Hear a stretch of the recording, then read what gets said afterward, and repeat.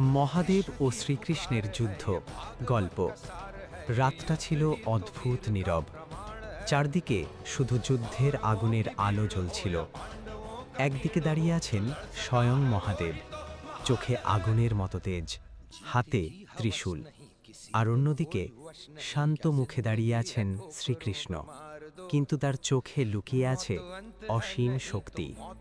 এই যুদ্ধ শুরু হয়েছিল ভালোবাসা থেকে। বানাসুর নামের এক অসুর, যে ছিল মহাদেবের পরম ভক্ত। তার মেয়ে উষা ভালোবেসে ফেলেছিল কৃষ্ণের নাতি অনিরুদ্ধকে, কিন্তু বানাসুর সেই প্রেম মেনে নেয়নি। সে অনিরুদ্ধকে বন্দী করে রাখে। খবর পেয়ে শ্রীকৃষ্ণ রওনা দেন নিজের প্রিয়জনকে বাঁচাতে, কিন্তু পথে বাধা হয়ে দাঁড়ান স্বয়ং মহাদেব, কারণ ভক্তকে রক্ষা করা তার ধর্ম। শুরু হলো এক ভয়ঙ্কর যুদ্ধ। আকাশ কাঁপতে লাগল, পৃথিবী থরথর করে কাঁপছিল। মহাদেবের ত্রিশূল আর কৃষ্ণের সুদর্শন চক্র, দুটো শক্তি মুখোমুখি দাঁড়িয়ে গেল। কিন্তু এই যুদ্ধ ছিল না ঘৃণার, এটা ছিল ধর্ম আর কর্তব্যের সংঘর্ষ।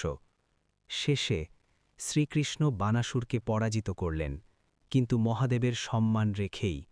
আর তখনই সবাই বুঝল যে শিব আর কৃষ্ণ আলাদা নন, তারা একই শক্তির দুই রূপ।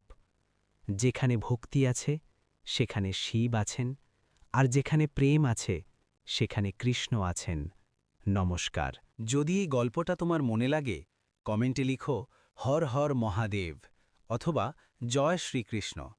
আর এই ভিডিওটা শেয়ার করো সেই মানুষটার কাছে যে ভিতরে ভিতরে লড়ছে। প্রতিদিন এমন শক্তির কথা শুনতে চাইলে এখনই সাবস্ক্রাইব করে রাখো।